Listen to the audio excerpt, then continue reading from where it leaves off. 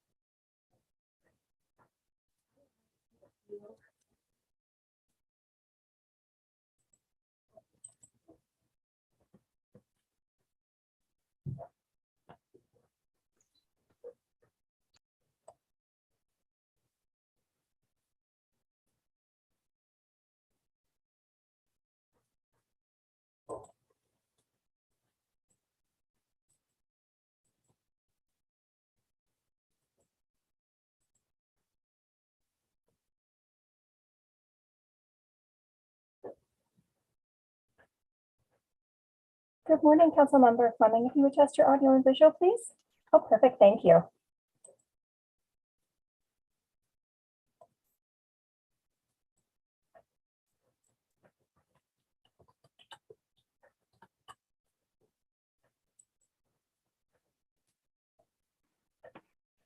Morning, Victoria. Morning, folks. All right, it's 9 o'clock. Let's go ahead and call our special economic development subcommittee meeting to order. If we could call the roll. Mayor Rogers. Here. Councilmember Sawyer. Here. Councilmember Fleming. Here. Let the record reflect that all members of the subcommittee are present. Let's go ahead and see if we have any public comment for non-agenda items. If you're interested, hit the raise hand feature on your Zoom. I see no hands raised at this time. All right, let's launch into our new business for the day. It's our short-term rental program update.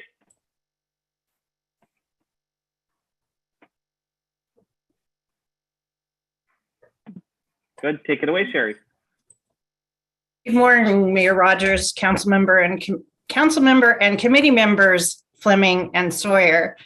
We're here today to talk about short-term rentals, a topic you guys are very familiar with, and I will just wait for Eileen to go ahead and get the slides up.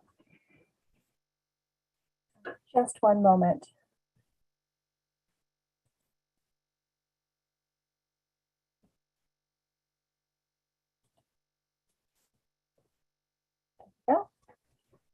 Great, thank you, Eileen. Next slide, please. So I'm going to dive a little bit deeper into short-term rental permit applications to give y'all a status of where we are at this point in time. So the data that I'm going to refer to is as of May 2nd, because that's when I had to have the packet ready, and that was in preparation for the meeting, as you all know, was continued from last week. So we've received a total of 255 short-term rental applications to date, and 196 of those have come in as non-hosted short-term rental uses. There have been several constituents that said they went ahead and applied as a non-hosted short-term rental, even though they anticipated possibly doing hosted. They wanted to save that opportunity for themselves in the future. So the first 194 permits in total of the 255 were submitted before December 3rd, which was the requirement for someone to retain their operator in good standing status, which we at the time defined as someone who had registered for TOT and BIA assessments prior to October 27th and had to apply by December 3rd for a short-term rental permit. So 54 have been received since December 4th. These were the new operators. And I can further break that down to let you know that 8 short-term rental permit applications were received in December, 5 in January, 5 in February, 13 in March, 11 in April, and 5 so far in May. And interestingly, there was an article by AirDNA, which is the short-term rental, data source type of thing that came out in February, where Santa Rosa was actually ranked as the 25th best market in the country to start a short-term rental operation. And that was ranked based on rental demand, revenue growth, and investability. We had the third highest revenue potential behind only Maui and Key West, Florida. They, in the February article, said that the average daily rate was $506, and therefore a short-term rental operator could anticipate making approximately $101,000 per year. And this is data, as I mentioned, collected by AirDNA. Next slide, please.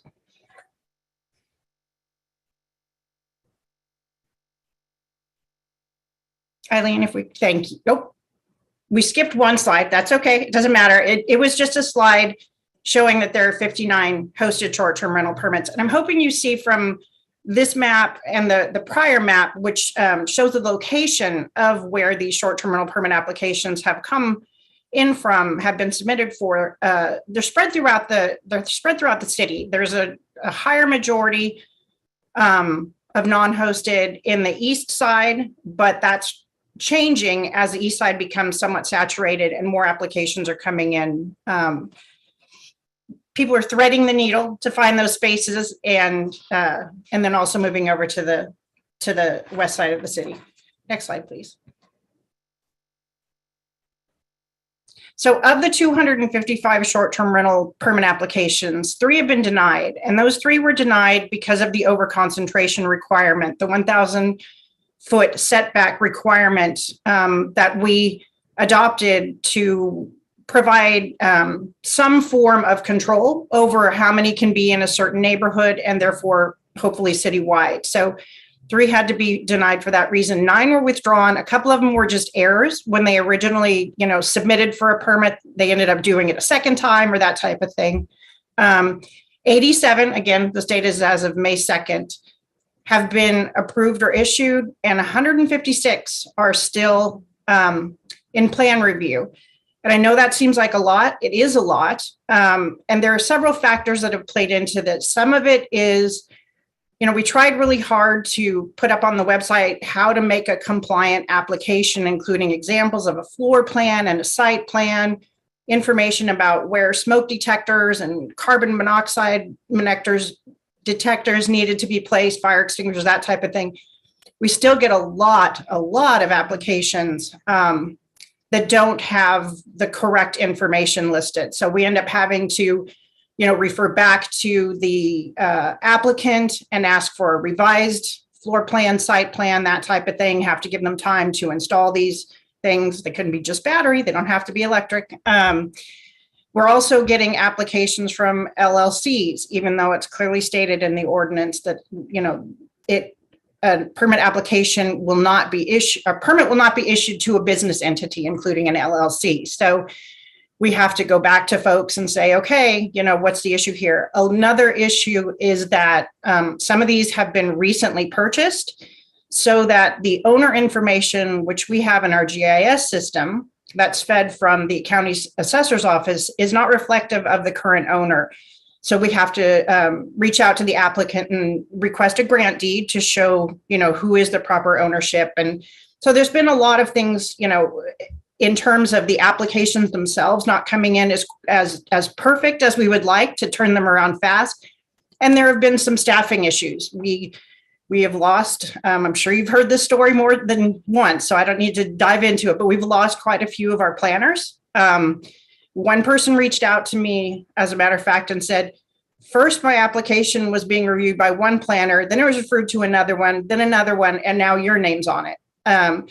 So there have been staffing issues and that type of thing, but we are working through them to the best of our ability. We have recently hired a part-time planner who is dedicated to processing these, hoping to, improve that relationship with folks that are frustrated that they haven't received their permit, and also just work through them quickly. Next slide, please. So code enforcement, that's been another thing that we hear from constituents about quite a bit. So since the ordinance was adopted, there have been a total of 124 short-term rental related complaints. 122 violations have resulted from those original calls, and 108 code enforcement cases have been opened related to that. There are 78 active cases and 30 closed cases. There's probably some updated numbers there that I will defer to my excellent counterpart, code counterparts who are on the call also. Jesse Oswald is here, Cassidy Anderson, and Joseph Moody, and they can address any questions you would have about that. Next slide, please. So code enforcement penalties. There have been 28 first violations sent, and these first violations include a cease and desist notice and a $500 penalty assessment. 3 second violations have been sent, and thus far no third violations have been sent. And again, I will defer to my code folks if you guys have questions and beyond this high level data. Next slide, please.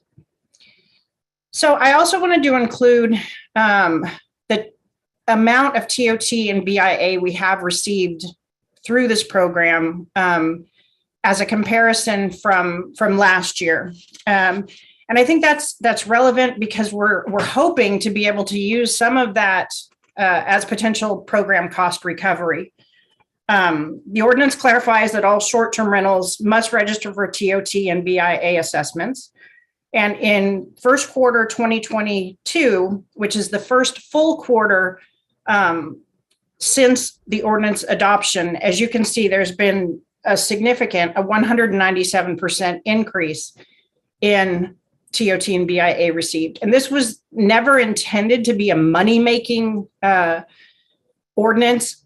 We really want it to work, and therefore we're potentially looking at, is there a way to leverage those funds to support the program, to put it back into the program to make it more efficient. Next slide, please.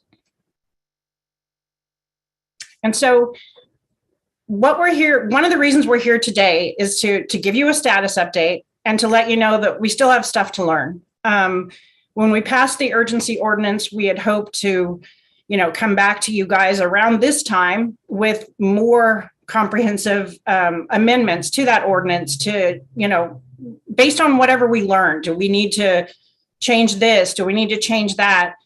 And because of staffing issues and just the complexity of the ordinance and implementation, we're learning every day, and we don't feel ready to come back with significant amendments to address things that we haven't quite worked out yet. So we come to you today. There is an issue in that the original ordinance allows for a 1-year permit, and it does not provide a renewal process because, as I just mentioned, we thought we would be back around now with more comprehensive amendments to the ordinance that would have included a renewal process. Well, here we are. We don't have that in place. So we're recommending that permits be extended to give us time to then come back with those amendments that will include a renewal process. The other option is that the permits die and we start over again at a later date. So the recommendation then, if we follow that, is that we come back to you guys in fall with what we've learned through the tourist season, how we've done, staffing up hopefully in code enforcement and getting through the permits that are sitting in process at this time, and see, what do you guys think? What should we look at? What are your recommendations? What are our recommendations? And then once we kind of mesh that together, then we start the broader community engagement strategy to see, what the constituents are thinking and feeling. Come draft a comprehensive set of, if it is comprehensive, draft some ordinance amendments that we decide are relevant, and go to Planning Commission for their review and your review by the end of spring next year. And that's pretty much what I came here to express to you guys. We're obviously here. We have a very deep bench. Claire Hartman is here. Assistant City Attorney Ashley Crocker is here. I mentioned our code staff. Alan Alton from Finance is here. Raisa is obviously here. And Paul Lowenthal, who I didn't even expect to be here. It looks like he's on the call, as well as Jessica Jones and Amy Lyle from Planning. So that ends my presentation. But like I said, here we are. All right, thank you. Council members, who wants to start with questions? All right, we'll go with Victoria and then we'll come to John. Yeah, I'm sure we'll go back and forth. I got a number of questions. One of the things I'm wondering, and I hear a lot from constituents, is concerns about these uses being permitted in HOAs. Is that something that the city is using as a filter by which to exclude permits? So I can give a high level answer to that and may have to defer to Ashley Crocker. And I apologize, my voice has been fine and now all of a sudden it isn't. So that was a question early on in whether it would be appropriate for the city to request some type of HOA approval. And what we've been told and the legal standing is that the city has no obligation or authority even to enforce HOA CC&Rs, which are governing bodies, governing documents approved by and specific to an HOA. HOA boards are who enforce CC&Rs because we don't control what's in a CC&R. Somebody could say you can't have dogs or your house can't be painted a certain color. So we don't enforce those at all. And right. It gets to be a little sticky. And I wouldn't expect that you would. What I'm asking, and let me be even more specific, are you choosing to withhold permits for these uses in HOAs that specifically prohibit these uses? Or are you just permitting them and saying, you guys deal with it on your own? Well, because we can't enforce the CC&Rs, we did put information on the website saying check with your HOA CC&Rs, but we are not using that as a filter to deny or approve a permit. It's okay. Would it be difficult or impossible or cumbersome to say, if you do live in an HOA, you need to bring, the contract, just so that we're not doing something that's in direct contradiction to your HOA? I don't think it would. Some of them stay silent on it. Yeah, I don't think it would just be one more addition to add to the checklist of required documents. I'm going to defer to Ashley though, if she has anything to add on that. Good, she just unmuted. Thank you, Sherry, and I completely agree with what you've said. I mean, the CC&Rs are private agreements, and generally the HOAs have their own enforcement policies and practices. We are third-party beneficiaries, but we typically are just there in that role to enforce conditions of approval on projects. But as to your question, council member, as to whether or not we could require that in the ordinance, we could require in the ordinance that we get a sign-off perhaps from the HOA president. That's not something that we do typically. It's not currently required in the ordinance, but I don't see any problem if that was the direction that we could add that as a requirement. So basically, as you said, they'd have to show something from I would assume the HOA president saying, you know, we're okay with this and showing the CCNRs or bylaws that this is not a prohibited use Right. as part of the Well, yeah. checklist. Go. Yeah, well, it seems that getting a specific person to sign off might get political within the HOA, but that at least bringing the HOA contract to show that it stays silent or at the very least doesn't prohibit it might be useful, just so that we don't create additional problems. Not that it's on us to enforce, but just that we wouldn't issue a permit if that was the case. I'll go out, let John go next and ask more questions as we go along. Can I ask a follow-up to that? So Councilmember Fleming, were you suggesting that the planner then would review the entire CCNR contract to look for that language? That sounds like a whole lot right there, but I'm just wondering, like, that they, at the very least, maybe on the application, that the petitioner or the applicant could at least check a box that says my HOA does not explicitly prohibit this use, or something along those lines. And Just keep it Sherry, real simple. What'd you say? before I let John jump in on it as well, before we were moving in that direction, I'd like to see a map of where we have HOAs in the city, because my suspicion is, just like the specific zoning requirements that we originally looked at in the ordinance, I suspect that you end up running into an equity issue as well, where the areas that have HOAs are the more well-off areas of the city than the poorer areas of the city. So I'd be interested in seeing that. John? Thank you, Mayor. Thank you, Victoria. You know, first of all, I'd like to speak to what you just brought up. I live in an HOA, and there are state laws that restrict how restrictive the CCNRs of various HOAs can be.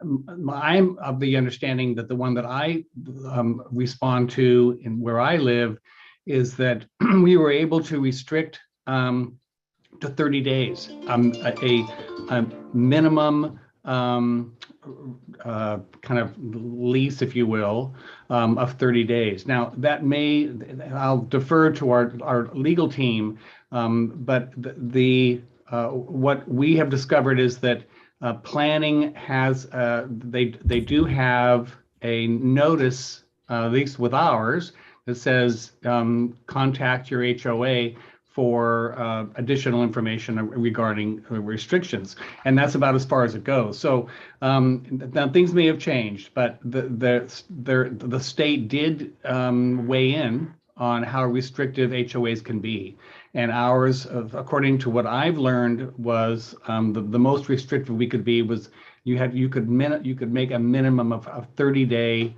rental, which of course pretty much takes care of the concern about short-term rentals. But I'm just throwing that out there as a possibility, and that's what we have learned in our experience with limiting the ability of having short-term rentals in my HOA, which is only 20 homes. It's a very small HOA, but it's something to look into.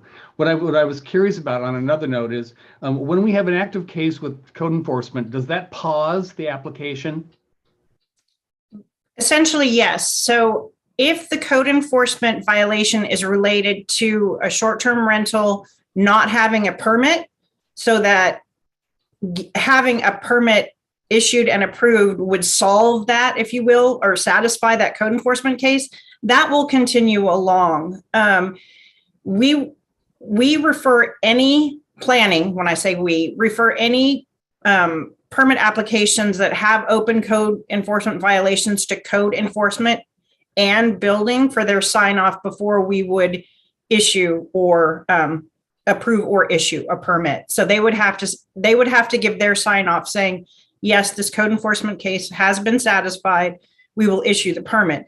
That said, for operators in good standing that have open code enforcement violations, we don't, at this time, we haven't worked out an effective mechanism to, because of due process, and I'm kind of rambling, so I apologize. Code enforcement cases, I'm not an expert on this, and I'll probably defer to the code enforcement experts, but when a code enforcement case is opened, there is a fairly rigorous due process that is required. There, a 10-day notice of a violation they have to respond to, but then, Jesse, help me out. It is not, we don't shut them down if they are an operator in good standing at this time. That is something that could be suggested. And we have considered ways that we could amend the ordinance to tighten that up, because we have found when we defined operator in good standing, we were hoping they would remain operators in good standing, but some of them have become properties with several violations. Okay, I appreciate it. And it speaks to the difficulty in coming up with what is considered fair and reasonable ordinance in this case. And my assumption is that at the end of the day, no one is going to be completely happy with what is with what we come up with because of the necessity to compromise. But I appreciate the difficulty and that you face and that we all face in coming up with something that people feel is reasonably fair. So thank you. Thank you, Mayor. And Sherry, do we have any data on one, for the people who have a permitted vacation rental, how many each of those individuals have? If it's 196 non-hosted, I assume that it's not 196 operators. That is correct. I believe the most, and Alan can probably maybe help me with this one, the most that any one person owns in the city is 4. However, there are ways around that, in that some people are having family members. So there are quite a few with the same last name and that type of thing. And the reason that number 4 becomes significant is after that point, someone has to register for a business tax certificate as well. So it's amazing how many nuances and questions we receive about things like that. But I haven't seen any with more than 4 with the same owner. However, there are companies such as AvantStay and Vacasa who assist people with purchasing vacation rentals and then help them run them. There are something like 15 AvantStay, and I'm not sure how many Vacasa, but also those. And often, I can't say 100%, I don't have that data. Those are not local owners. All right, can we get some more data on that? Yeah. All right, that'd be helpful if that's circulated. So Mayor Rogers, I apologize. Just to confirm, you would like to know how many people have, meaning more owners of more than one, and then the owner location for those run by AvantStay and Vacasa? Yeah, specifically my acceptance and tolerance of short-term rentals diminishes as somebody has more and more of them. If it's, mom and pop trying to stay in the community and this helps them to afford their mortgage, then that's a lot different than this is essentially a hotel group that's operating across the city with units that they're skirting the rules around. So that's what I'm looking for specifically. And I'll let the other council members chime in, but that's what I'm specifically looking at. The other question that I had, and we heard some folks during public comment at the last meeting before we had to move the item, was folks saying that they've received violations without knowing that they've received violations. Can you walk me through how that would be possible? That's definitely a Jesse question. Okay. Good morning, Mayor Rogers, council members, committee members. Typically, the most common reason that happens is the data that we rely on for addresses for ownership is from the county, I believe the assessor's office, that they record all transfers of property. And there are ups and downs in periods of the year that they are within, say, 1 to 2 months of getting that information updated. And then we've seen it as long as up to 7 months or so before that information is updated. So that's the information we're relying upon. So I would suspect, I'm just pontificating, that due to such a high turnover of realty these days, they're probably backlogged more than we would normally see. So that's really where it lies, is that data we're reliant on is a little bit tardy in getting to where we have access to it. Okay. Is there any way that we can help fix that? I've heard from a number of folks who were, well-intentioned, want to be in compliance, that they didn't even realize they were out of compliance. I believe we can, our team can work on something and update. This is just an idea coming to me as we're speaking, that part of our application materials or update materials could be that they provide us with their deed. And especially we could highlight it in a bit of an explanatory way that indicates that if you've recently purchased the property, say within the last 6 months or so, it would speed things up to send the deed. And when we get that deed, we can update our system and reflect accurately the ownership. Myself and Mr. Moody have done that a few times more recently, exact same scenario where an owner did not receive notifications because he had purchased it, say, 4 months ago. So pretty common, but I think we can find an upfront path to maybe help this. And so the ownership issue and notifications, I think we can find a way. Okay, great. And then, Sherry, I heard you say that it's going to be difficult for us to make major changes prior to any discussion about an extension. But we do hear pretty frequently about the differences, and I think that mostly they're accurate, the differences between the hosted and the non-hosted. And so I guess I'll just tip my hand a little bit before we go to public comment that I am interested in some changes around that, because it does appear, and tell me if the data is saying otherwise, but it does appear that the non-hosted are the ones that we have the most issues with across the city, not the hosted ones. I would say that's absolutely true. There has been, I think you probably received in public comment, people have been writing in saying that realtors are telling people to go ahead and purchase a home and say it's going to be hosted, and it won't be. It's going to end up being a non-hosted. I don't know how we can be proactive about that. There also have been at least 2 instances I know of where somebody was not able to do a non-hosted because of an overconcentration situation. And they said, okay, switch me to hosted. And they live in a different city, in one case, a different state. And they said, well, we're moving there. So the biggest issues around hosted are whether they really are. And I don't doubt that there will be continued questions and code enforcement related to that. I don't think, and Jesse can speak to this better than me, I don't think there's been one complaint about noise or party at a hosted where it genuinely was hosted. So empirically, through many of our meetings, that is true from all of the discussions between the teams, that say the SRPD teams, code teams, SRFD teams, that is the experience, is that the hosteds, we don't get called to the hosteds. It's the non-hosted ones that we do receive the complaints on, for sure. Yeah.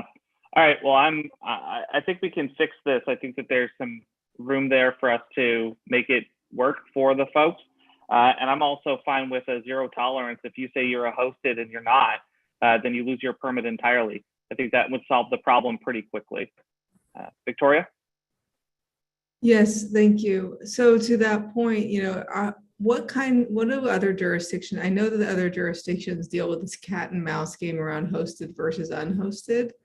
And like San Francisco, for example, I think has no unhosted rentals, but allows for hosted rentals and still has some that slip through the cracks. I'm curious to know how they manage the enforcement. And my angle on this is that I want to create regulations that are easy for residents to understand, but also easy for staff to enforce, and don't create further complications down the road. So I know this might be a question for Jesse in terms of like what would make it easier for you? Would there be a specific cutoff of, I don't know, average nightly income or something that might be, because I'll just speak for myself. What I really want is I want the mom and pops, the people who are trying to stay in the community, to be able to rent out their rooms in their homes that they're staying at without problem and be able to supplement their income that way.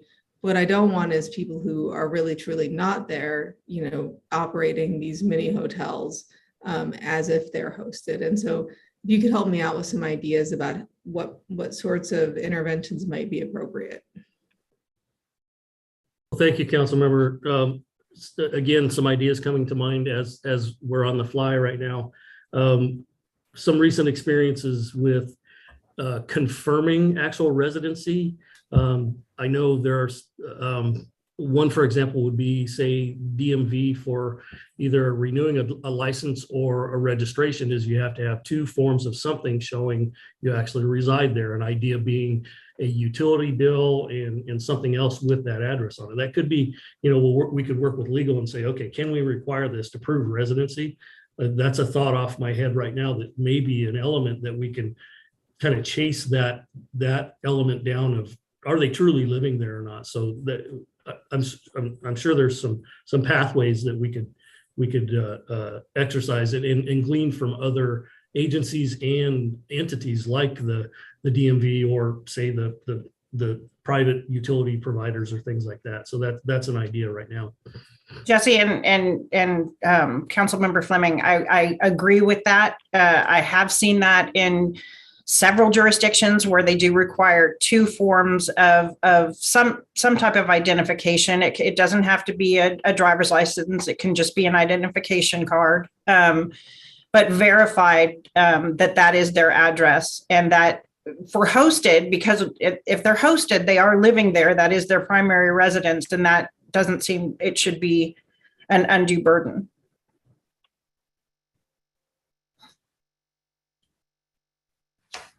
John? Thank you, Mayor. And this piggybacks on to Councilmember Fleming's question. And then this may be for our Alan Alden. What it requires is more staff time. And I agree with the need for that. And I think that, and I agree with Councilmember Fleming's concerns about those that are trying to slip through the cracks. I'm not suggesting that everyone's trying to do that, and I know for sure that everyone's not, but there are those that would look to be able to circumvent our ordinance. So I'm curious as to whether finance would be able to, through our permit process and the applications and the fiscal requirements of applicants, whether that would be able to pay for other individuals, an individual or more in code enforcement, to be able to do that extra level of research to confirm that those that are applying are legitimate. Can I interject that usually it's planners that are reviewing all of that type of information first? So we would be looking at if we were to need more bodies, the first place where that would be needed would be in planning. I would say both.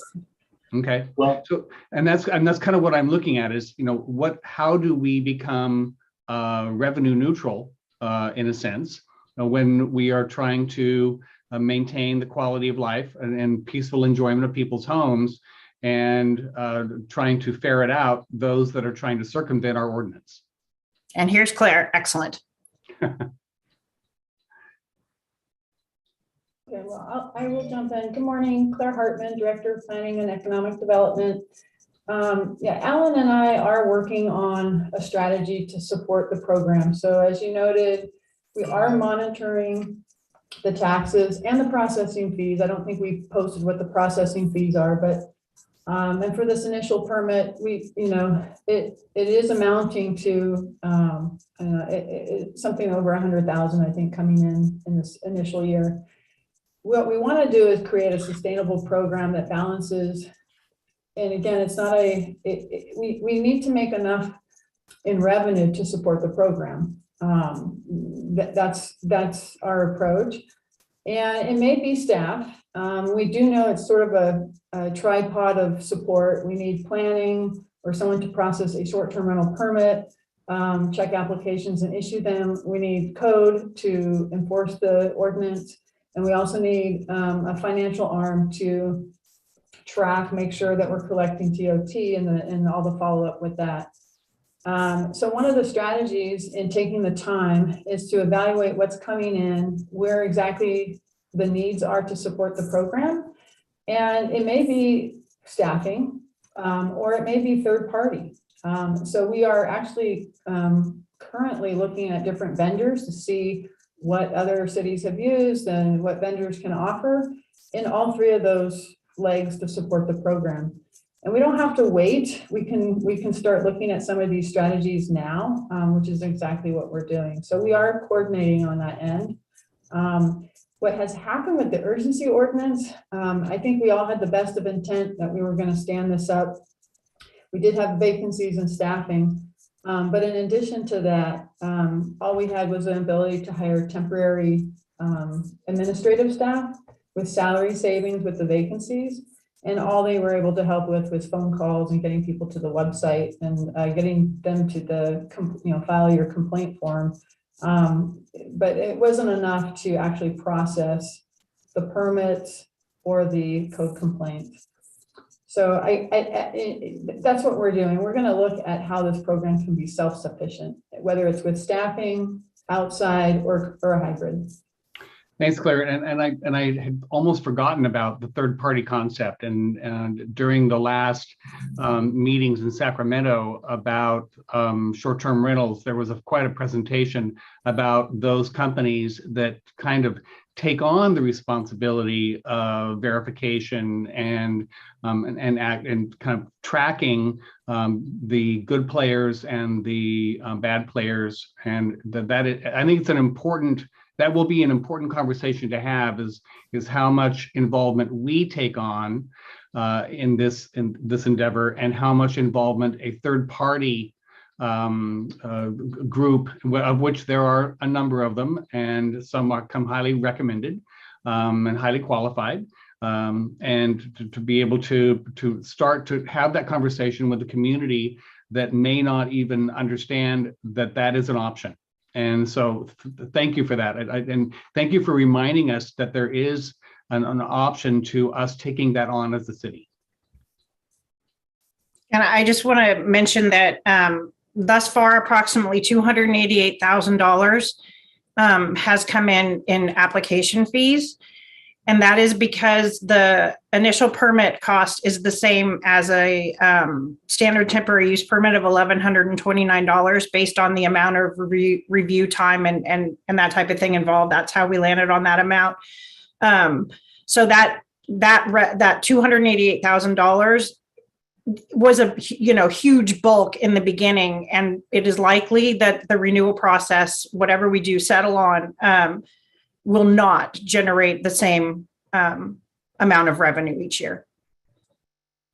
Right, but to add on to that, what you have two components of this, right? So you have your permitting fee, and then you have these operators that in the past hadn't registered to pay TOT or BIA that are now required to do so. And as a result, you're seeing additional revenue come in. And so the thought is that we know how to isolate where that revenue is, that it's regular TOT or if it's short-term rental revenue. And we're able to, that's the part that Claire and I have been looking at to be able to allocate some of those revenues to be able to keep this program propped up. So. Appreciate that, Alan. That's helpful. Let's go ahead if John and Victoria, if you guys are comfortable, let's go to public comment and hear on this item. Seeing thumbs up. All right. If you're interested, hit the raise hand feature on your Zoom.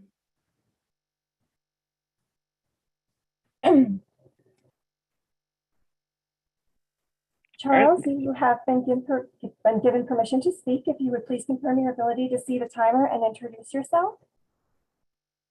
Hi, my name is Charles. Thank you, staff and committee members. First of all, I appreciate the application process that allows the homeowner to purchase a home hosted and non-hosted.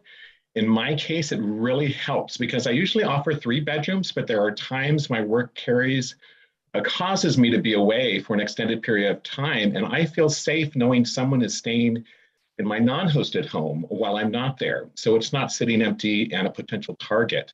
So I just want to say thank you, and I think my neighbors like it as well.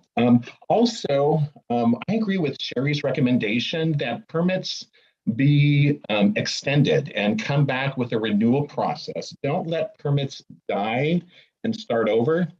Also, the 1,000-foot radius, which is about as long as 3 football fields, it makes me feel bad that my ability to do this takes away the rights of my neighbors 1,000 feet around me, because there's lots of reasons somebody purposes their home short-term, mom and dad going to assisted living facility, and being able to rent the entire home short-term can help cover the cost and in some instances pay for the entire cost of their care in a facility.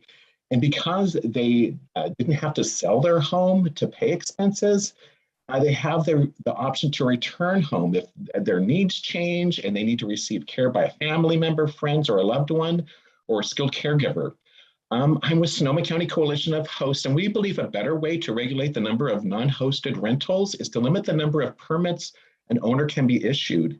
And if the allowed issued is a reasonable number, zoning restrictions, 1,000-foot radius, or cap on overall number of non-hosted short-term rentals won't be necessary. This would be fair to Santa Rosa homeowners, since every homeowner would have the same rights and limits. Thank you for this opportunity to share.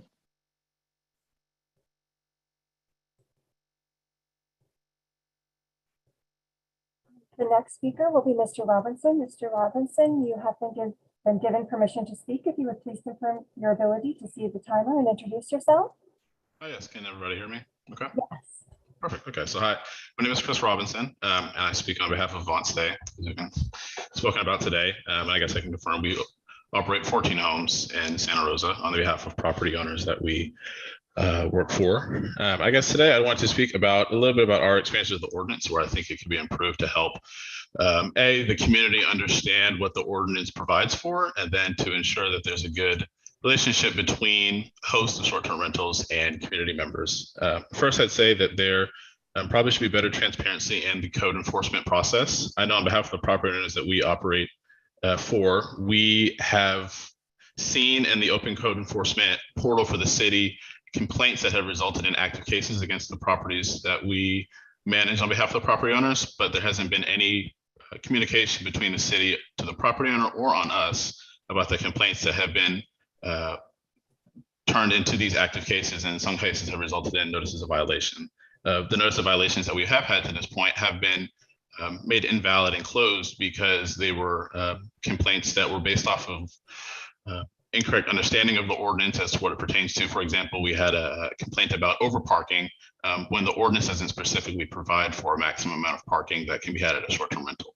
Not saying that that's right or wrong, but saying that there has been some non-education and just some misinformation about the ordinance that has caused some ambiguity between community members and hosts of short-term rentals that doesn't allow for everybody to have fair expectations about what should be going on and how to properly be in compliance with what the city expects for hosts.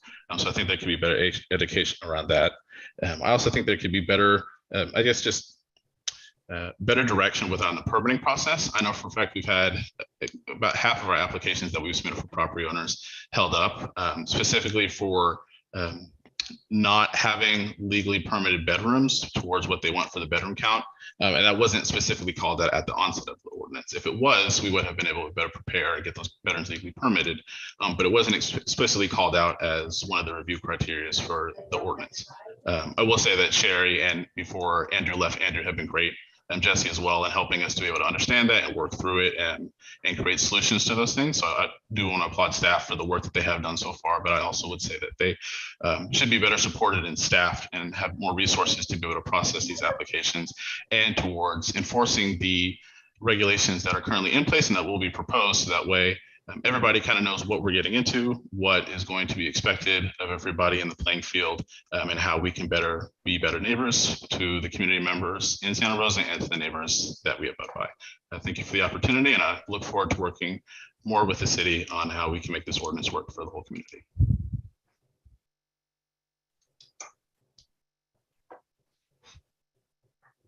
And our next speaker will be Rashad Yeager. If you would please confirm your ability to see the timer and introduce yourself. You have been given permission to speak. Yes, I can see the timer and I am here.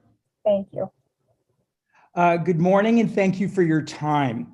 I would like to talk about the issue that you raised, Mayor Rogers, first on hosted and non-hosted rentals. We are an example of a family that tried to apply for a hosted rental permit and had to switch it to non-hosted because of the way the law is written. Our goal has always been to have a hosted rental, and even after we get our permit that is non-hosted, we intend to 100% host the rental. It's really just because of the way you wrote the ordinance. In my view, noise, nuisance, and safety are the three biggest things that we should be legislating around. And when you have a hosted rental, you have someone on property who can help handle these things. And so the way you've written the law is that only an owner can be the host. They must be on the title.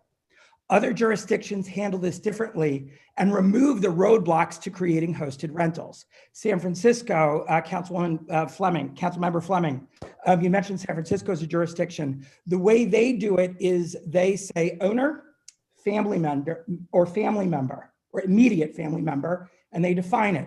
So that way, if you're a host and you have a sick parent across the country and you leave, you don't have to cancel all your reservations. The other thing that San Francisco does is they make it a much more egalitarian law. They allow renters, with the permission of their landlord, also to be hosts. This enables people all throughout the city of San Francisco to participate. And when we held hearings on that in San Francisco, there were single moms from the Mission who said, my kid went off to college. I have a bedroom. My landlord lets me do this. It helps me pay for my kids' college. These are economic activities that we should be thinking about. If one of the goals is to help create hosted rentals, let's remove some of the roadblocks that are there to create hosted rentals. The other thing I would say is that hosted rentals help retirees. Hosted rentals help if you have to bring your elderly parents into the neighborhood. So these are all things that I think speak to why hosted rentals should be allowed. The last thing I want to comment on, well, two things. HOAs, getting the city in the middle of HOAs is going to put you in the middle of a lot of legal wrangling. And I think that's something to consider as to whether the city really wants to get involved. Lastly, the law itself is very costly and complicated. You wrote a law that's really hard for your staff to implement. And I think there are a bunch of ways to make it easier. And I will write in as to what those are because I'm now out of time. Thank you. The next speaker will be Gary Lentz. Mr. Lentz, you have been given permission to speak, and if you would please confirm your ability to see the timer. I see it. Thank you very much. Gosh, I'm watching you guys struggle with trying to craft this law and deal with all these issues. And it's new to you, and I get why it's difficult, but there's a community out here that can help you do it. I've been doing this for next month, it'll be 7 years. And I did it to save my home initially, but it's become a good income stream to me as I approach retirement. So I do rely on it. I agree with Carl, a lot of what Carl said. I think non-hosted things you should reduce down to $100 and make it simple for people to do that. That's providing homes for people when they come to Sonoma County, very simple. But when it comes to the non-hosted, you've got these arbitrary limits in there, 10 people per house, but you don't need in parking. I don't know what parking is all about, why that's such an issue, but you've solved the problem with two main tenets of this law: 9 p.m. quiet hours, no amplified music, and no events. That's it. Deal with the consequences deal with the outcomes only. And then you won't have to hire a bunch of staff to go out and adjudicate these problems between neighbors, because what you've set up is an artificial situation where neighbors are incented to spy on neighbors. And I've had people peer over my fence and ask my guests how many people are staying there. There's vexatious complainers. There's one person who spoke here last week who I understand has made over 100 complaints. These obviously don't impact him at all. And yet he's out there just making complaints for the sake of it. And the poor people at the city who are trying to figure out how to enforce this, it's nearly unenforceable. I asked a couple of your officials who are on this call, actually, is it a violation if somebody is noisy for 45 minutes just by the virtue of them being noisy after 9 p.m.? Or is it if they don't fix the problem within 45 minutes? They looked at each other and they had no idea which one was a violation. So I think we've got ideas for ways in which to solve this problem by education, getting buy-in. I've never had complaints with my non-hosted rental, because I warned people 4 different times that they need to be courteous toward my neighbors. I mean, this is a neighborhood. I need to keep this going. You can't be noisy. Now I have an even bigger hammer because there's these laws, and I can, tell them that they're going to be fined if they violate these laws. So, I mean, we leave it. If you educate us on best practice, if we educate people on best practices, we have an interest in weeding out these bad actors. We will help you craft a law that is easy to enforce and solves the problem. So please call us in. We have ideas. Like I say, I've done this. I've got over 250 stays in my home over those years. We've got lots of expertise. We want to help you solve this problem. So please rely on us and bring us in. Thank you. Thank you. And the next speaker will be David Long. Mr. Long, you have been given permission to speak. If you would confirm your ability to see the timer. Yes, I can. Wonderful, thank you. Hello, everybody, and good morning. My name is David Long, and I really thank you for grappling with what is a growing problem in the city. At its inception, the Airbnb business model was renting temporary space in one's private residence to 1 or 2 people. And then that concept over the years gradually morphed into real estate investors and management companies setting up entire houses and renting them to constantly rotating and larger groups of transient people. That's exactly how the non-hosted short-term rental was born. And they're now a real and recognized problem, not only in Santa Rosa, the top 25 market in the United States, but in many other municipalities throughout California, United States, even the world. Barcelona, Spain struggles with this whole issue. So hundreds of communities have already developed ways to prevent non-hosted short-term rentals from disrupting and damaging residential neighborhoods. You can learn from those experiences. Allowing short-term rentals to operate only in houses that are the owner's primary residence is the only inclusive method that has proven effective at substantially limiting the problems caused by non-hosted short-term rentals. That's an important thing, so I'm going to say it again. Allowing short-term rentals to operate only in houses that are the owner's primary residence is the only inclusive method that has proven effective at substantially limiting problems caused by non-hosted short-term rentals. Proving the primary residence is super easy. You can do it by submitting just 2 or 3 pieces of documentation. Taking that approach will allow the city to streamline their permitting and enforcement efforts and lower the costs for everybody involved.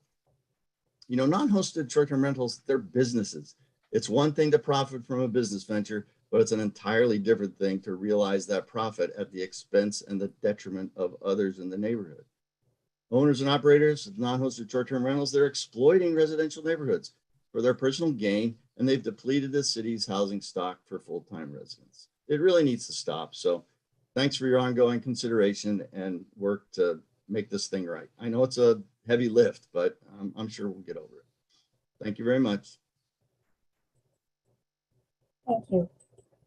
The next speaker will be Mr. Eric Fraser. Mr. Fraser, you have been given permission to speak. If you would confirm your ability to see the timer, please. Yes, thank you very much. And good morning, bright and early morning to all of you. I appreciate the conciliatory tone that the prior speakers that are participating in the short-term rental ecosystem have brought to the table. Indeed, before the urgency ordinance was contemplated, or during the 12 or 18 months where it's worked out in the back room by your expensive staff, and during the process where it was coming forward during the condensed public hearing period that led to the urgency ordinance, members of the short-term rental community have always been ready to talk to you guys honestly, because 99% of them are just honest players, regardless of their unique DNA that makes up their operation. So that's great. And I'm glad to see that. And I'm glad to count myself as a member of that group, as you know, as a 8-year 5-star host on Airbnb, primarily, with hundreds of guests. We just received a grant to film 5-star hosts reacting to when reviews are read out loud to them. Makes them weep. Should you too, actually.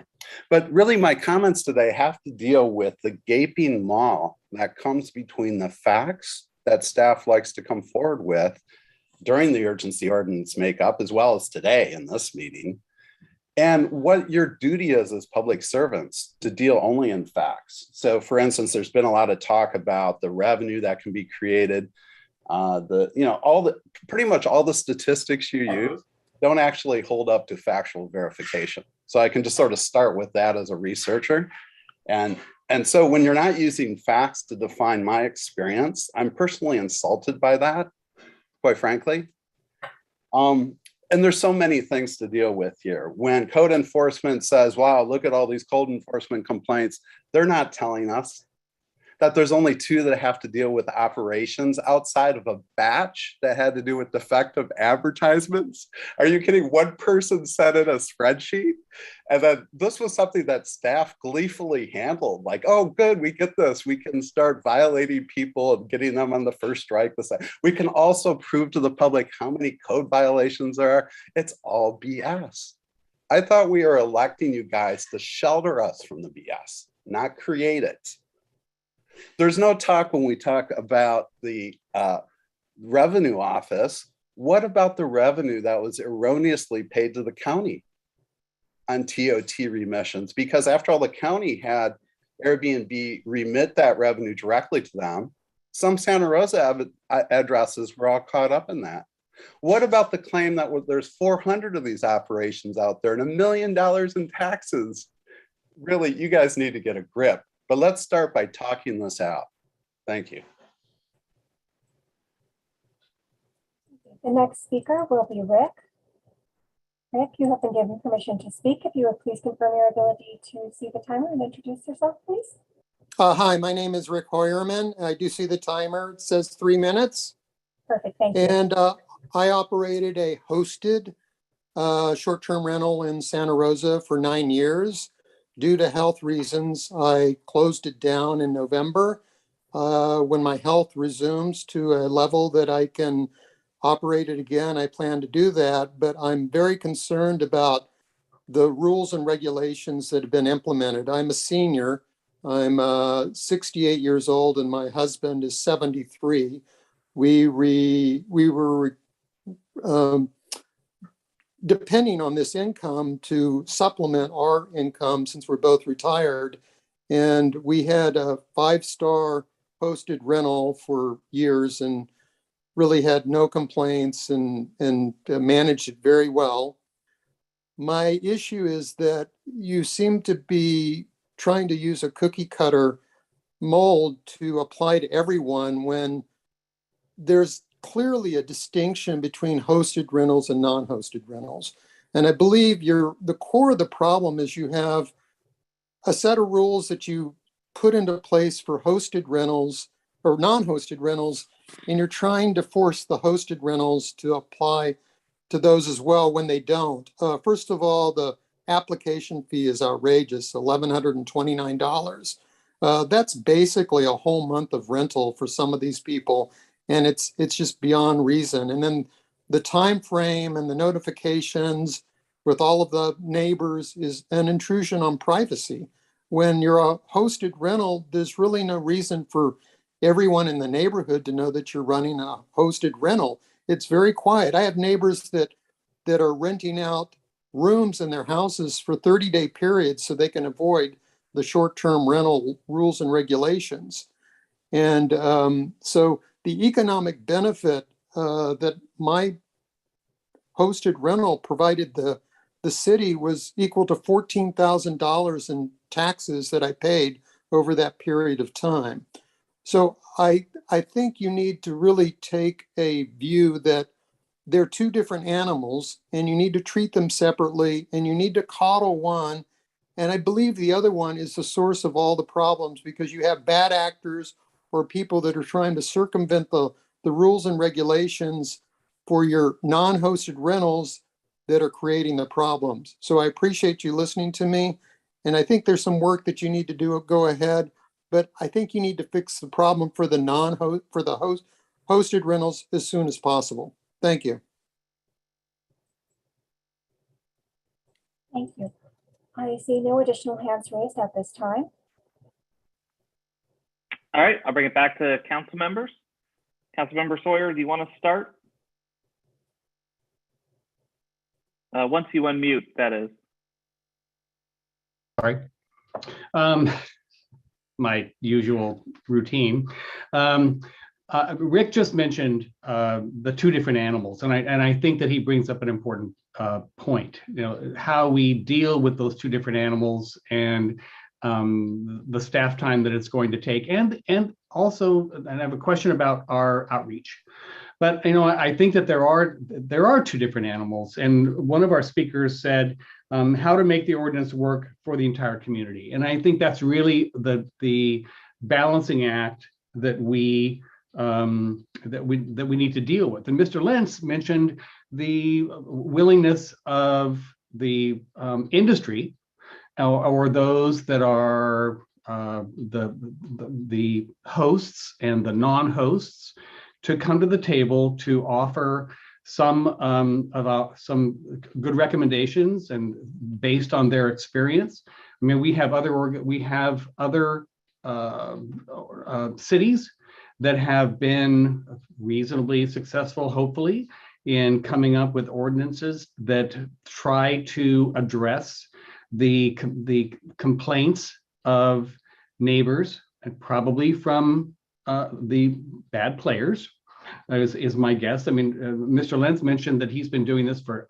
quite a number of years and has never had a complaint.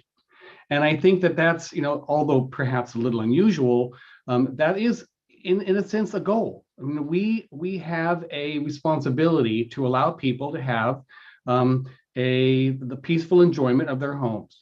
And if there are bad players, then we need to address them. If there are players that are using our ordinance or using the concept of short-term rentals as for whatever reason, and I'm not going to judge why they are doing it. They'll all have a different reason potentially for wanting to rent out either their home or a cottage behind their home, whatever the case may be.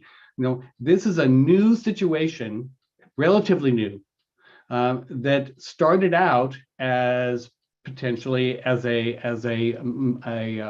fiscal enhancement to the owners of the property, and private property rights do apply here.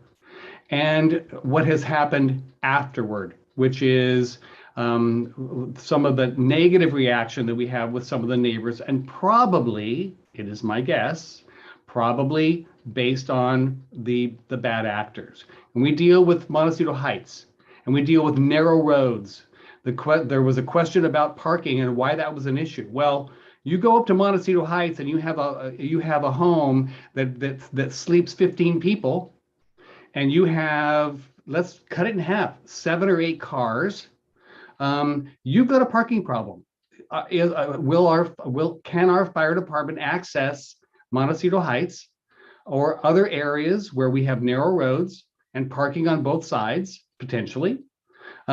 This is the issue. We have a public safety issue that we need to address as a council and as a community. And so I guess my question is, have we engaged those operators to help us craft a comprehensive ordinance? My guess is that we have reached out. I'm not sure whether we have taken the time to reach out far enough to help with that issue of making an ordinance work for the entire community. So I have more questions than I have answers. I think that we hear from the horror stories, and if I was next door to a bad actor, I would be royally upset, and the peaceful enjoyment of my home would be very, very important, and especially in a neighborhood that can accommodate 15 people. And if I'm next door to that and they are partying until all hours, and we have to use our police department to enforce a situation where they have other responsibilities other than dealing with a bad actor, I have concerns about that. So I have, I would like to make sure that we have done the outreach necessary to try to come up with a compromised ordinance, because the ordinance that we come up with is not going to make everyone happy, and I understand that. This concept of short-term rentals is relatively new, and even though there are those that have been doing it for 10 or 15 years, probably not 15, it's become, because of its popularity and because of the fiscal positive nature of the fiscal element of it, it has become popular. And now we are dealing with and having to respond to a use in our neighborhoods that we couldn't have anticipated years ago. But here it is in our laps, and we're going to have to come up with a reasonable ordinance that hopefully satisfies both the community and the neighbors and those that are operating short-term rentals. So I'll leave it at that. Thank you. And John, are you comfortable with extending the permit and not starting back over? I don't think we should. Well, when starting back over, what would that mean? So the permits, and I can have Sherry explain what she was saying, was you've got the expiration that's coming up at the end of the year. We don't have the comprehensive ordinance in place yet. No, I don't think that we need to make this more difficult than it already is. I mean, I think that those that are dealing with our temporary ordinance, as though there may be many that are not happy with it, changing it yet again, or making it more restrictive or less restrictive. I think that those that are dealing with it in its current form, whether they like it or not, at least we're not changing it again. I would rather come forward with a comprehensive ordinance to come before the council with the various arguments, and I know that we will have a good showing of the community. But I think that what will help us ultimately at the end of the day will be in bringing forward those in the industry, and that sounds rather formal, but those that have short-term rentals, both those that have been probably we will hear mainly from those that have been successful and that are kind of flying under the radar because they are responsible. And I think we need to respect the responsible players. Now, does that mean that I'm not concerned about what it does to our housing stock in Santa Rosa? No, I am very concerned about what that does to our housing stock. But we do have private property rights that would have to be respected as well. So I'm just looking for a compromised ordinance, and I'd rather not change it before we come up with our final recommended ordinance to the council. Okay, Victoria? Great.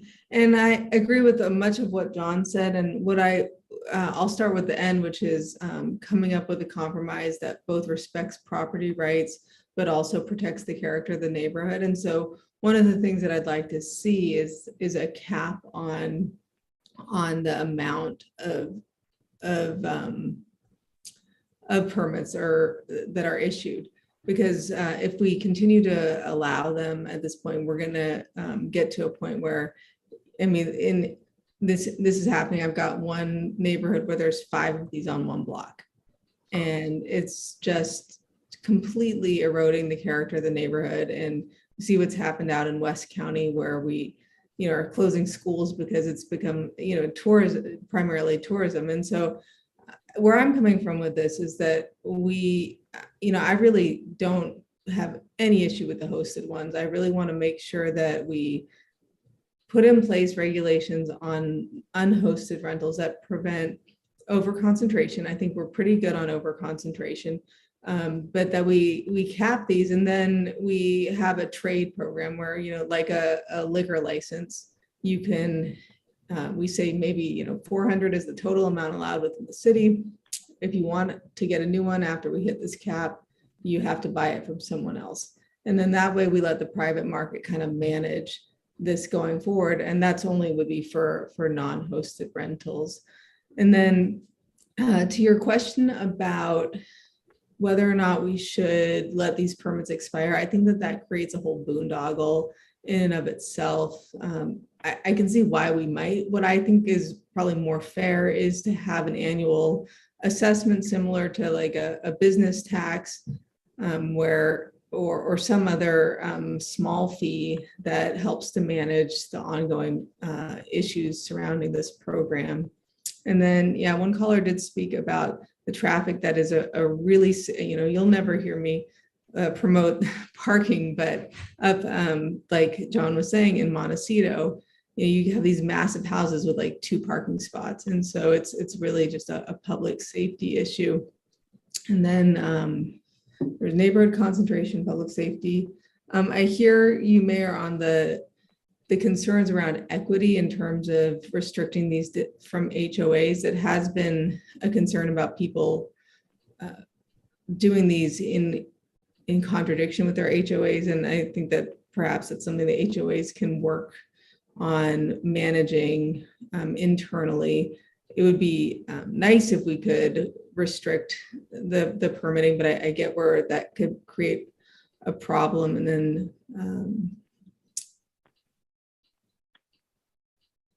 I also, there was a point that resonated with me from a caller around the cost of the permit for hosted properties.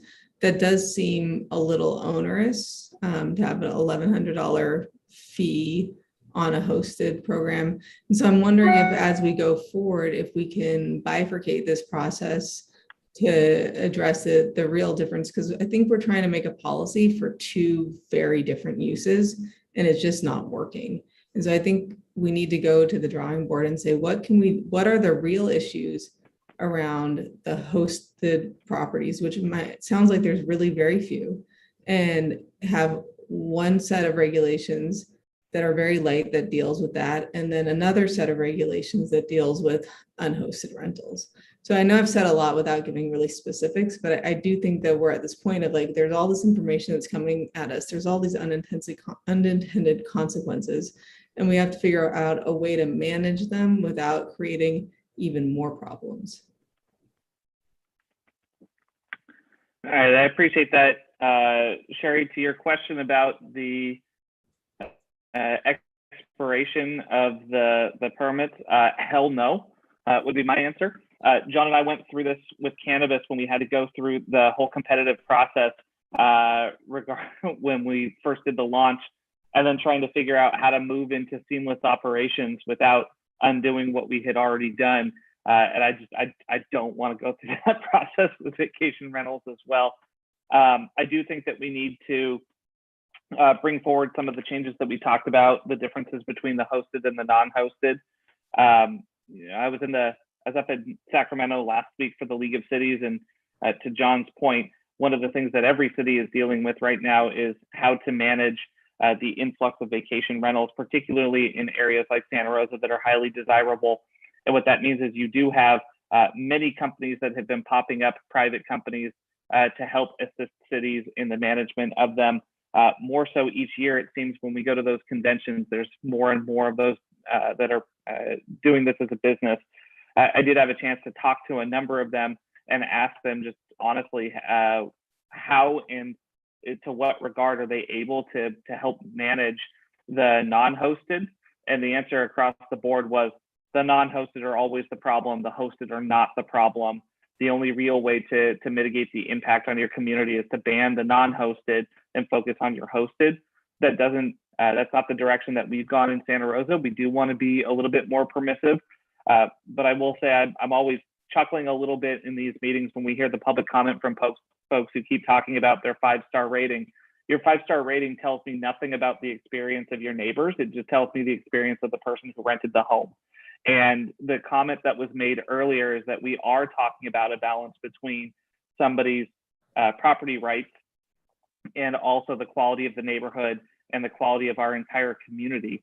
You do see areas where you have overconcentration, and we've worked on that. You do see areas where it's impacting school and property values. We don't want any of that here, but we do want to make sure that folks who are trying to make a living and stay in their homes, particularly if they age in place, have that as an opportunity for them.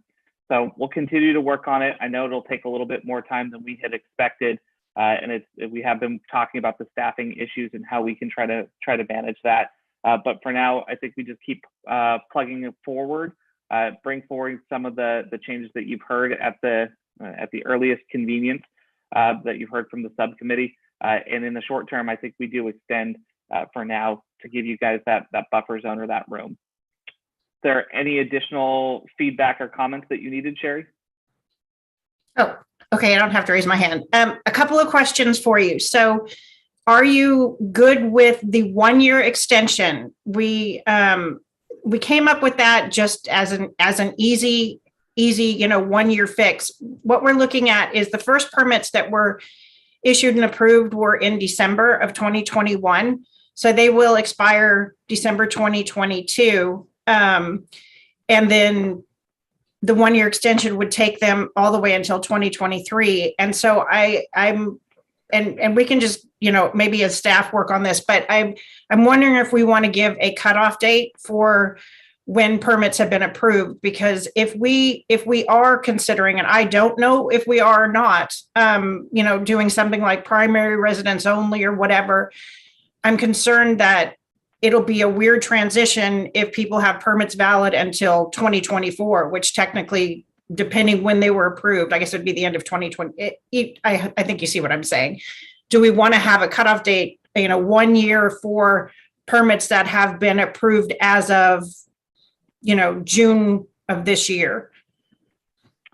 My suggestion, we'll see if the subcommittee rolls with it, is let's have it coincide with the budget year from June to June. Okay. And I'm good with a 1-year extension on it. John? Thank you, Mayor. That's actually a good option. I appreciate that. I just wanted to ask about, it's a process question. How much outreach has there been? You don't have to answer that. Are we anticipating a fair amount of outreach to the community, especially with hosted rentals, just because, or not, well, both actually. We need both. So I just want to make sure that we do a good job. I'm not suggesting that we haven't, but I don't know to what level we have engaged the various players in this endeavor. And I just want to make sure, because I do believe that some good recommendations, of course, can come out of those that are dealing with, that are right there in the trenches, dealing with hosted and non-hosted.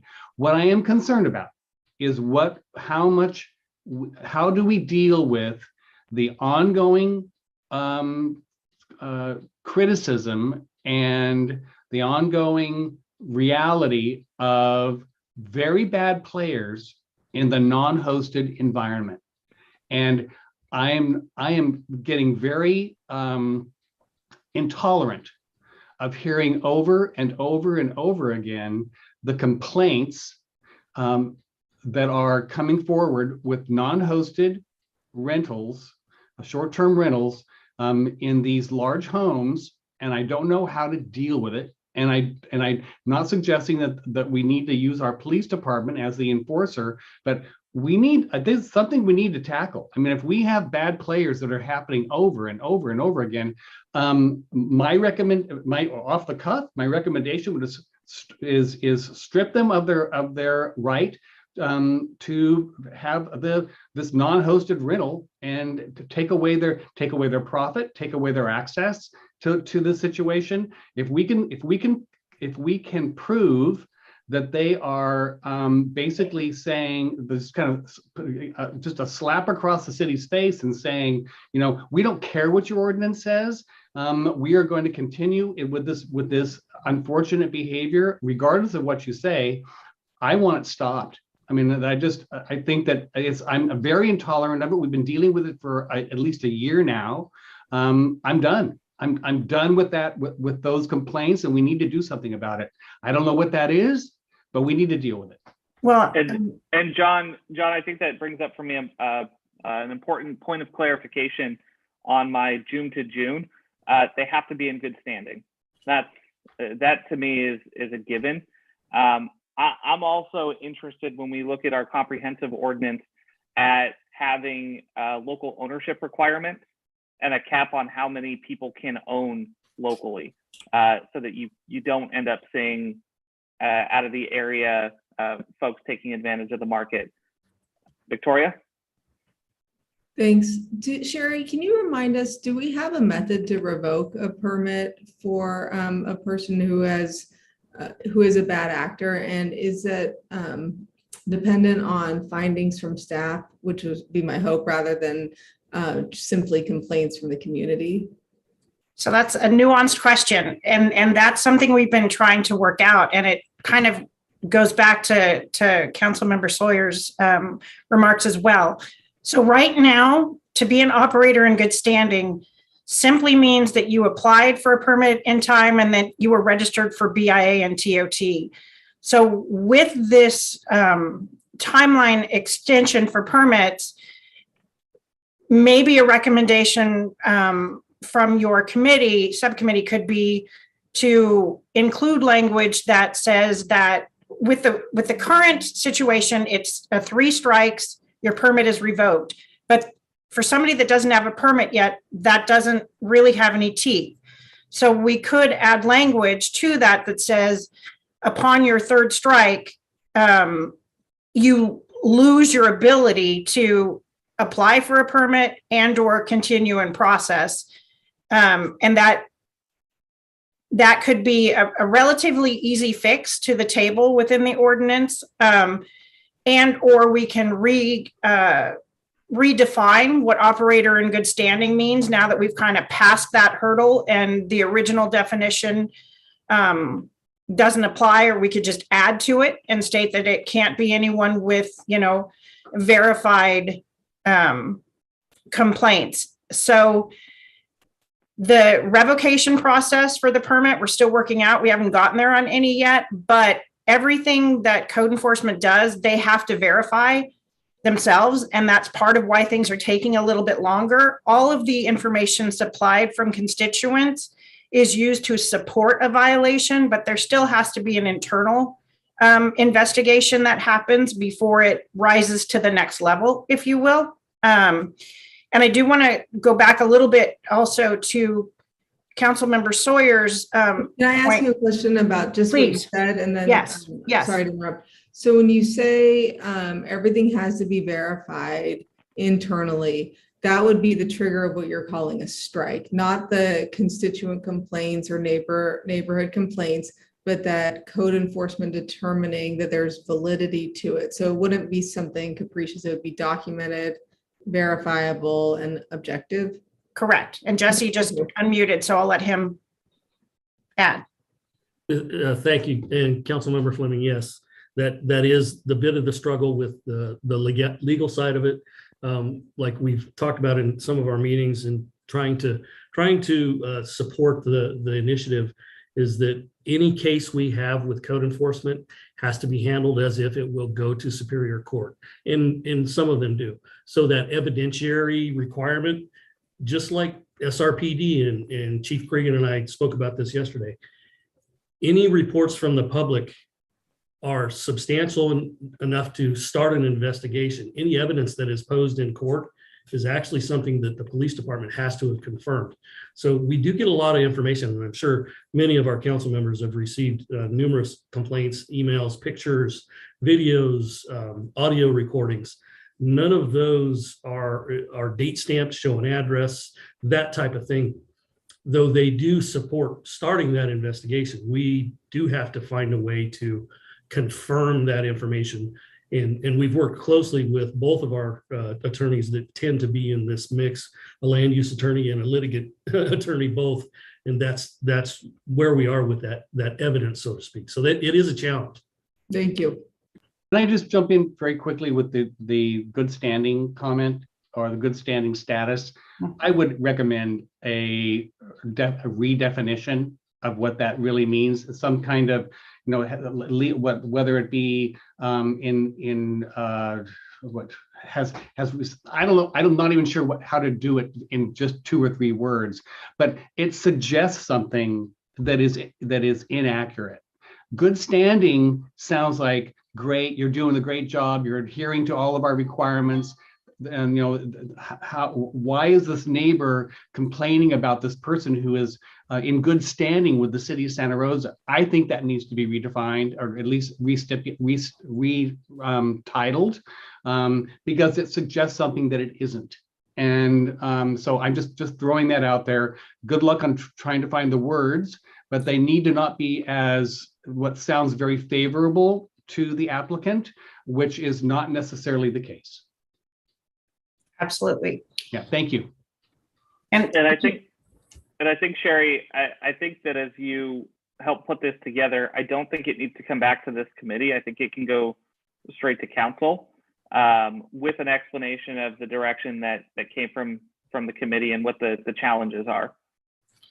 So on that note, Mayor Rogers, if you could, I can rewatch the video. I've taken some notes, but I just want to clarify what exactly you're hoping to see with this, what we thought would be just a really brief amendment to extend the permits. Obviously, we're going to we'll deal with the operator in good standing situation. Was there anything else in particular that you were hoping to see now versus long term? I'll start with John and Victoria. Thanks, Mayor. What I'm looking for in our comprehensive ordinance, and ordinances can change, and as we evolve as a community, and issues come up that need to be addressed, the council or a subcommittee thereof will address those issues. What I'm looking for is in that comprehensive ordinance is a way both to protect the quality of our neighborhoods, to allow people their private property rights, and to be those that are good players and that are not adversely affecting peaceful enjoyment of people's homes. I mean, even 25 years ago, if there was a party that broke out next door to someone's home and we had more police officers on the street, the police would come and close it down.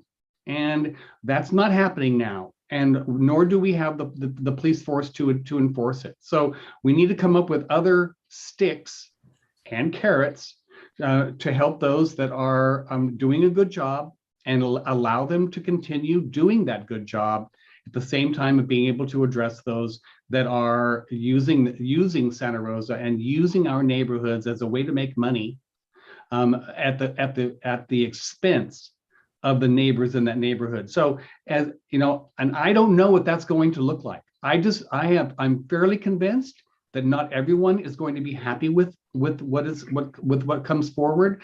And when it comes before the council, there will be other ideas potentially that will help guide this ordinance. I don't envy you the task, but we've got it. We need to tackle it. And I agree with the mayor that the next time we tackle it publicly, it potentially or probably recommended that it goes to the entire council and get their take on it.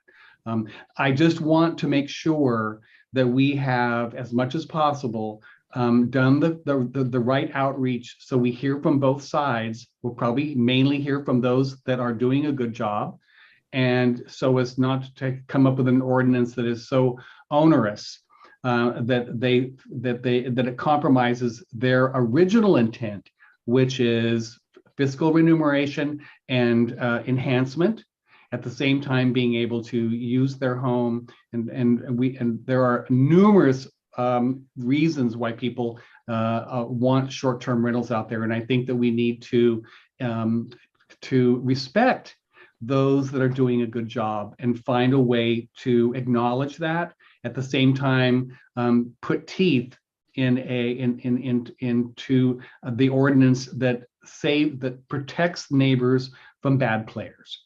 It's not going to be easy. I don't envy you your task, but there is an opportunity for fiscal enhancement to the city, depending on how we move forward. And I am all for looking at the possibility of using a third party as the kind of the program, not necessarily the developer, but even third party groups could come up with some reasonable suggestions in how we move forward with our ordinance, and allowing them to help us with enforcement. So I'm open to all of those concepts. And again, I appreciate your work, and you know, it's ongoing. And I appreciate the mayor's recommendation that we follow the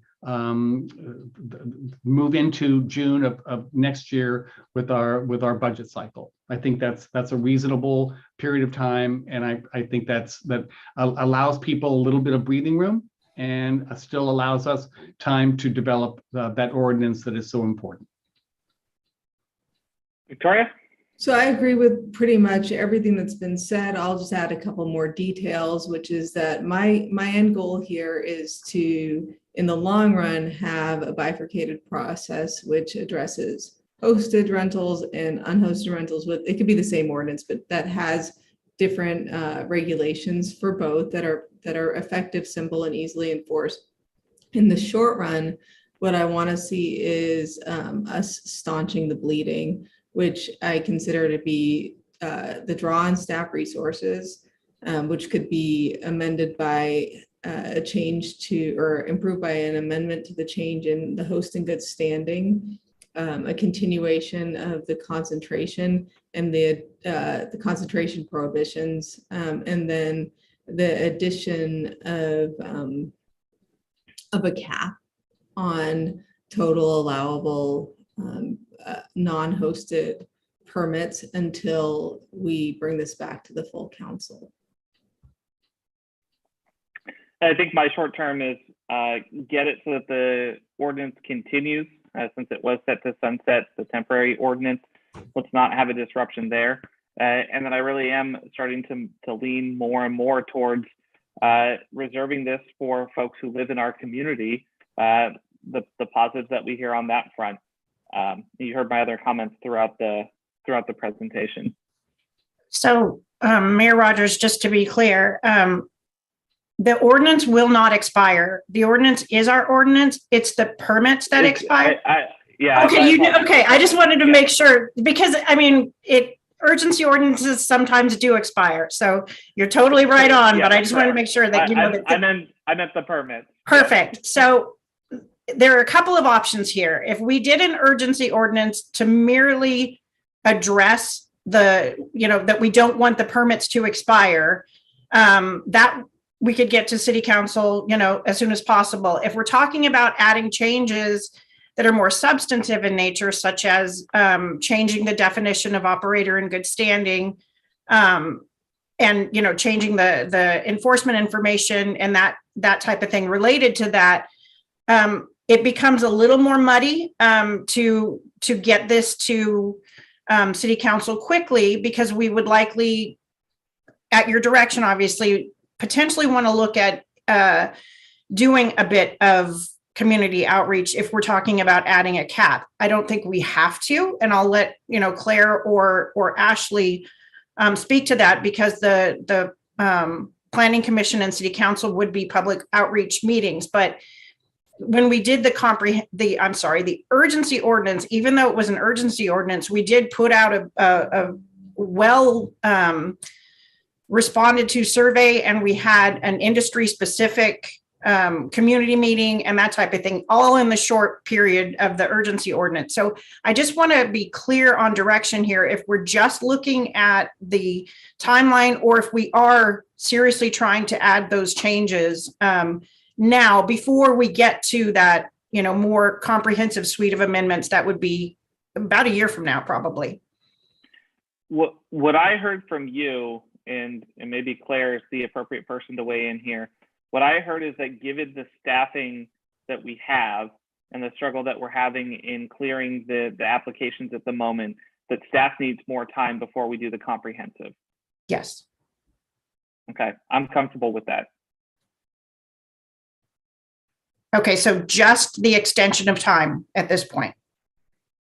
Council members, are you good with that? So we're, just to be clear, we would extend it including for people who are making big problems. Yeah, so I would like to weigh in just for a sec, because I think we heard unanimously about issues about this operator in good standing. So that, first of all, we do need the extra time. We want to complete the application process, and we really need to do a better job of enforcement. If we can all agree on that, we have work to do, so we want to spend the time doing that work and really focusing on those that are not in compliance with the ordinance. I think we can do the time extension. Obviously, that's relatively easy enough to write and vet out with the community as we go through the process to get it adopted. I do think we can address the operator in good standing definition. I think we need to. I think that's part of the lesson learned immediately, that we didn't write that with enough teeth if you don't already have a permit, which is what they don't have. And so we need to come up with language that addresses that enforcement gap. In terms of addressing hosted versus non-hosted, we can look at that to see if they are treated differently, or is there a different way to look at that? They're both complex, I'll say, in terms of processing. Just because it's hosted doesn't mean it's not as complex of a review as non-hosted. And then the cap, I only heard from one council member. So that one, I think, is more of a comprehensive ordinance type of discussion. Right now we do have the overconcentration, which should address the issue I think was mentioned.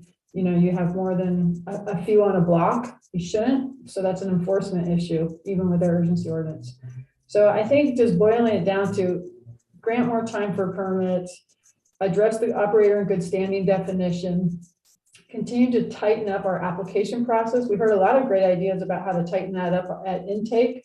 And I think we have the right to ask clarifying information or get the documents up front without making policy changes. Tighten up our enforcement, and then start to vet and collect additional community information as we head into the comprehensive ordinance, such as about the cap. That would be my suggestion. And I really appreciate the feedback that you gave today. That's really, really helpful for us. And there's a big team. This is a heavy lift for the city, but I think your direction has been quite clear.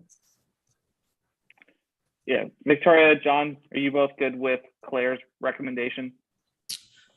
I'm fine with it. I wanted to just clarify one thing, which is the reason why I'm suggesting the limit or a moratorium is mostly because down the road, we might find that we, like a lot of jurisdictions do, where they end up having rules to allow unhosted rentals, and then it becomes too onerous, too difficult. And we see that, some of the premier destinations across California end up allowing none of it. And the reason why I suggest the moratorium or the cap is because it would be very difficult, if not completely impossible and illegal, for us to remove the ability of private property owners to continue operating as such if we ever do get to that position. And so the reason I suggested is so that if the council ever does get to that point, that there's fewer problems for them down the road. But I don't hear that anybody else is interested in that, and perhaps the whole council wants to weigh in on that. But I do think that we're setting our future councils up for potential challenges around takings and legal problems if and when this becomes a problem. When we see the county and other jurisdictions surrounding us putting moratoriums or flat out banning these uses, it only makes Santa Rosa more and more attractive. Mayor, I'd like to drill in a little bit more about the cap, because I would have to guess that those that are looking to apply to have a short-term rental, given the conversations around this issue over the many months and nationwide, that those that were really concerned about their ability to move forward with a short-term rental this is probably presumptuous, but my guess is that they have already started that process.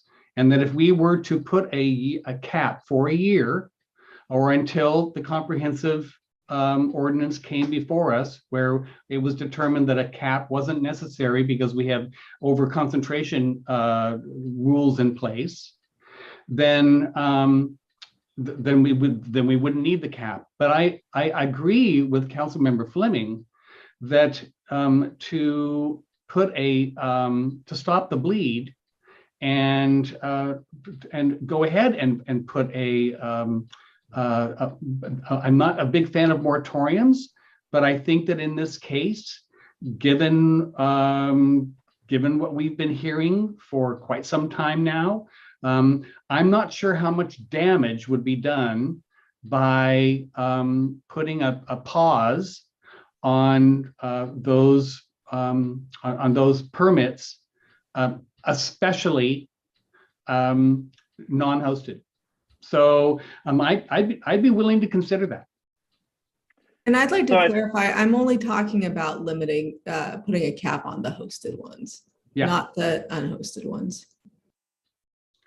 A cap on the unhosted or hosted? Actually, a moratorium on unhosted. Okay, it would be my preference. I wouldn't, I would agree that I think that could be a reasonable direction to move in. I think staff is supporting, if the committee wants to move into the direction of a moratorium for new non-hosted rentals, staff would be in support of that. So I think what you're hearing is bring that to the full council with the other items. That gives time for the public to weigh in, and it gives time for council members to seek out some data, particularly from other jurisdictions. But I don't want to have us in a position where we don't have it queued up if that's the direction that council wants to go when we bring it to the full council. So go ahead and bring it for the discussion. Yeah, I add one last thing. In consideration of a moratorium, some of the jurisdictions that have enacted them did so because they had exclusionary zones in other areas where they were not allowing permits, and they found that people were buying up properties in other areas. So it could end up being an equity issue too, given that the east side is somewhat built out in terms of short-term rentals, that the west side, which tends to have our higher equity priority concentration, will end up having much more investor related purchasing. So it's a consideration that I've read in equity stuff, but I just wanted to throw that out there as well. Can I jump in, Mayor? So as far as the equity piece, I have to believe that the people that would be most impacted, regardless of where it is in Santa Rosa, would be the weekend renters, short-term renters, not affecting households that are looking to rent in the more traditional manner. So I'm not sure. I'm not sure that by placing a moratorium on short-term rentals citywide would have an adverse effect on those families that are looking. In fact, it would probably help them finding rentals across the city in a more traditional manner, which is not by the weekend. So that would be my guess, unless there are large investors out there that are looking for something other than that, which is exactly what we are addressing. I would think that the equity issue in this case, unless someone can convince me otherwise, would not be an issue, and in fact would help with those that are looking to rent on a more traditional way. I think where I'm sensitive to the equity conversation surrounding vacation rentals is when we start to get into spot zoning, or when we start to get into particular types of housing that are playing under a different rule. So, for example, the HOA conversation, that's where I get sensitive to it. I think at this point, it is helpful to see where the permits have come in, where they're pending, and where it's still permitted. And what I mean by that is when you have your over-concentration rules in play, where is there actually the ability at this moment to put vacation rentals under our current rules that I don't have in front of me, that I don't know?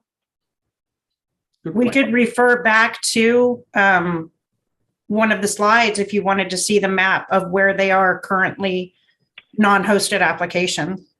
Yeah, and I guess you can kind of surmise from there which areas are far enough away to people could put them. So I guess that is helpful. I just remember when we did cannabis, there was a pretty good map that was put together that showed all of the areas, the sphere of influences, if you will, to show where all of the areas that were already fully tapped out were. I can see if GIS can put together something like that. Okay. And then, so if we were to draft a moratorium ordinance to bring to the full council along with the time extension, and maybe Ashley, maybe you should weigh in here because I'm not even sure if this is a good question. Would the moratorium be on the issuance of any permits, meaning that even those that are in the queue now would not be able to be further along, or would it only be we would not accept applications for new non-hosted? I would think if just because we have people who have been waiting and have already gone through the process, I would be more comfortable with the conversation if it was new people submitting for their applications, not for the folks who have been waiting in line. And in the issue, and in the concept of fairness, and we usually, if people are in the process, we don't usually, as a city, say no, we're stopping your process. We respect the endeavors so far and move forward, and I think that would be consistent with our policies to date. Yep, agreed.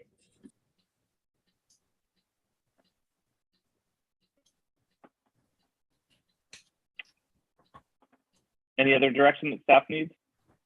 Nope, I think I've got all I need. And I can always rewatch the video too. All right, any other comments, council members? Yeah, I have a comment for Sherry and others, Jesse, Claire, Alan, Ashley. This is a really difficult, beyond difficult policy to develop and implement and run. And I'm not just saying this to make you guys feel better. I'm saying because I'm really impressed by the challenges and the difficulty and your tenacity around it. And I want to give you a sincere thank you for your work on it. Well said. All right, thanks everybody. I think on that note, we'll go ahead and adjourn today's meeting. Thank you for joining us for a special meeting to get this handled. We'll see it before the council shortly.